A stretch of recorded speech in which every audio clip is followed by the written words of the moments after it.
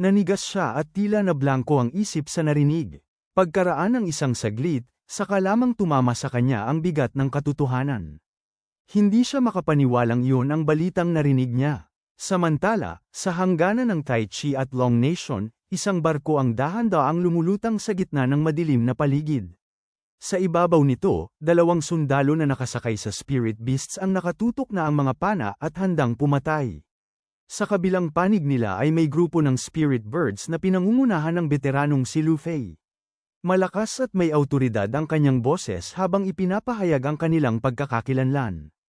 Ipinakilala niya ang kanilang grupo bilang Squad 78 ng Lion Corps ng Long Nation.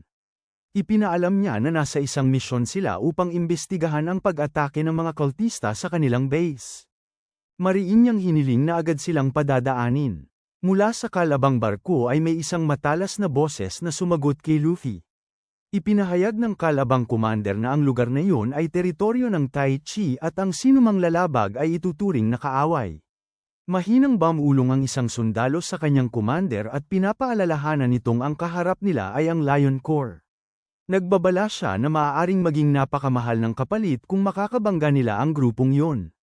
Ngunit nanatiling mayabang ang commander at wala man lamang ipinakitang takot.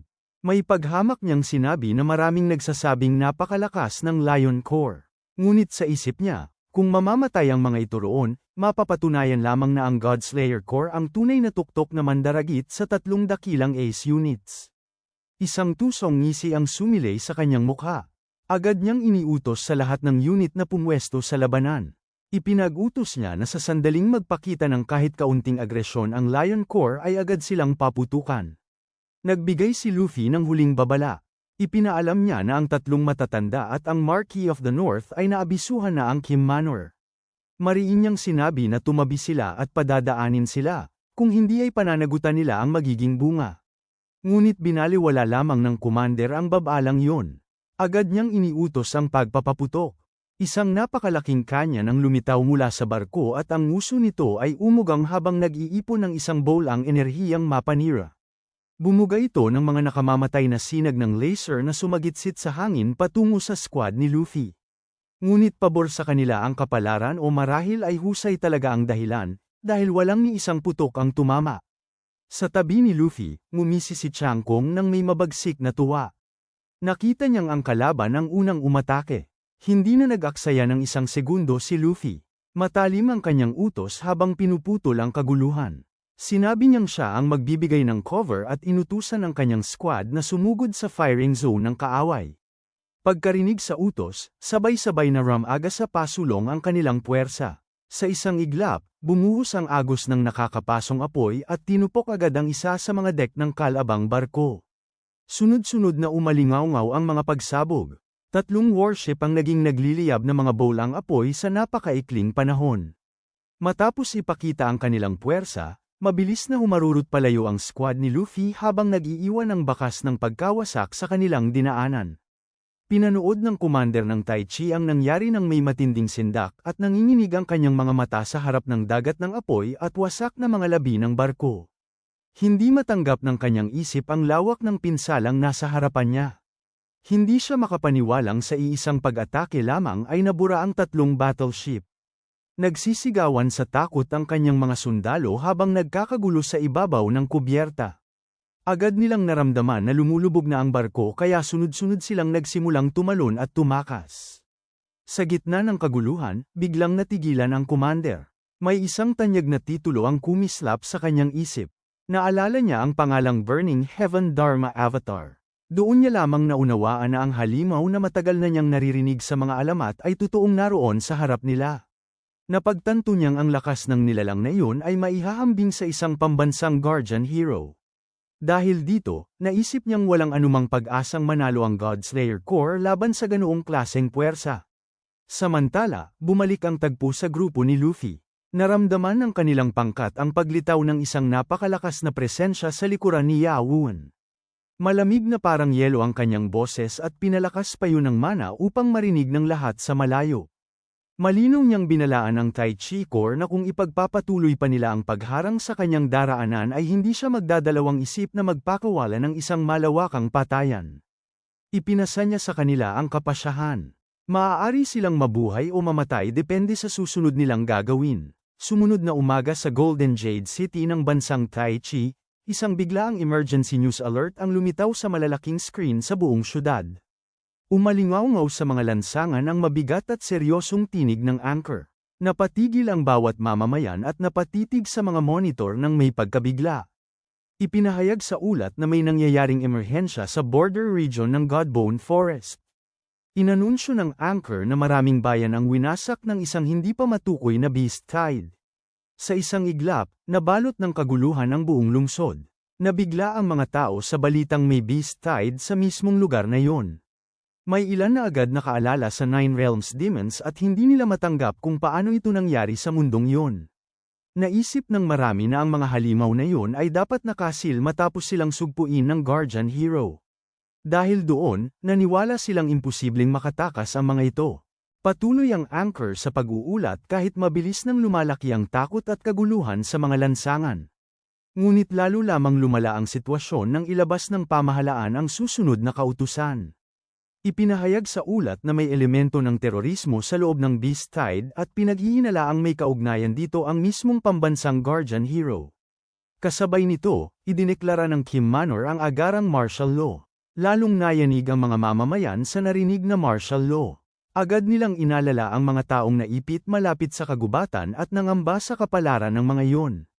May isang dalagang taranta ang tiningnan ang kanyang telepono. Sa live stream na kanyang napanood, isang nag-iisang babaeng mandirigma ang desperadong humaharang sa pagragasa ng mga halimaw.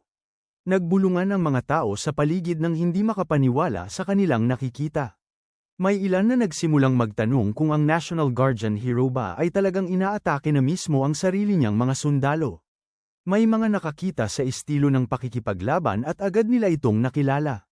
Natiyak nilang ang babaeng lumalaban ay si White Gull Li Renying. Lumipat ang tagpo sa Heavenly Hand City habang patuloy pa rin ang broadcast. Ipinahayag sa balita na ang 3 dakilang hukbo ay ikinikilos na patungo sa hangganan. Hinimok ang mga mamamayan na magtiwala sa Kim Manor at huwag magpakalat ng hindi beripikadong mga usap-usapan tungkol sa National Guardian Hero. Ngunit hindi na naniwala ang publiko sa mga salitang yon. Mabilis na umalingaw-ngaw sa buong bansa ang isang dambuhalang alon ng galit at pagdududa. Nagsimulang magsilabasan ng mga tao sa mga lansangan upang magprotesta. Ipinahayag nila na hindi martial law ang sagot sa nangyayaring trahedya. Mariin nilang sinabi na may utang na paliwanag sa kanila ang Kim Manor. Marami sa kanila ang hindi matanggap kung bakit tila biglang tatalikod sa bayan ang pambansang bayani na matagal nilang itinuring na kalasag ng bansa. May iba namang nagtatanong kung ang pagbabalik ng Nine Realms Demons ay nangangahulugang kasinungalingan lamang pala ang dating pagseselyo sa mga ito. Habang taas noong itinataas ng mga nagpoprotesta ang kanilang mga placard, kitang-kita ang pagguho ng kanilang pananampalataya sa sistemang matagal nilang pinagkatiwalaan. Parang dambuhalang alon ng puot ang ramaga sa ang galit ng taong bayan patungo sa mga tarangkahan ng Kim Estate. Maging ang mga piling bantay na sinanay sa pinakamararahas na sining ng pakikipaglaban ay hirap pigilan ang nagngangalit na dagsa ng mga tao. Malakas na sumigaw ang karamihan at ipinatawag si Kim Ji upang humarap sa kanila. Mariin nilang gustong malaman kung bakit tila ipinagkanulo sila ng kanilang pambansang bayani. Sa mga nag-viral na ebidensya, kitang-kitang si Lin Yang at ang Nine Realms Demon ay magkasamang umaatake sa timog kanlurang bahagi ng bansa. Dahil dito, lalong umalingaw-ngaw ang tanong kung bakit nananatiling tahimik ang pamilyang Kim. Nais ding malaman ng mga tao kung paano nakatakas ang demonyo mula sa Secret Realm. Nakatayo ng dikit-dikit ang mga gwardya at desperadong sinusubukang harangin ang lumalakas na puot ng publiko. May isang kapitan na paulit-ulit na nagsusumamong manatiling kalmado ang lahat. Ipinaliwanag niya na magbibigay ng paliwanag ang Kim Estate at hindi pa kumpirmado ng estado ang anumang pagtataksil ng National Guardian Hero. Pinakiusapan niya ang mga tao na itigil ang pagpapakalat ng mga video at tsismis. Ngunit sa halip na mapawi ang tensyon, lalo lamang nagliyab ang galit ng karamihan. May isang binatang sumigaw ng buong lakas at ang boses niya ay tumaga sa kaguluhan. Pinatalsik niya ang mga tagapagtanggol at iginiit na kaladkarin palabas ang pamilya Kim upang lumuhad at humingi ng tawad. Para sa kanya, ang pagtatago sa likod ng curfew ay malinaw na tanda ng kanilang kaduwagan. Mabilis na umalingaw sa paligid ang sigaw na pabagsakin ang pamilya Kim. Ang dating malinis na lansangan ay nabahira na ngayon ng maruming bakas ng katiwalian at pagkapuot. Umuugong sa hangin ang mura at sumpa ng sambayanan. Sunod-sunod ang sigaw ng mga taong nananawagang bumaba sa pwesto at humingi ng tawad ang mga nasa kapangyarihan. Samantala, malapit sa Divine Bone Forest sa Timog Kanluran, isang opisyal na mabigat ang mukha ang humarap sa masa gamit ang isang dambuhalang projection screen. Sa Kim Estate, ang nagtitipong galit ng taong bayan ay halos maging isang ganap na riot dahil sa kawalan ng paliwanag tungkol sa Nine Realms Demon. Ayon sa mga ulat, lampas 10,000 na ang bilang ng mga nasawi. Lahat ng komunikasyon sa border outpost ay tuluyan na ring naputol. Habang ang 3 dakilang legion ay kumikilos upang harangin ang Beast Tide, isang nilalang na nakatago sa balabal ang tahimik na gumagalaw sa gitna ng mga guho nang hindi napapansin ng buong mundo.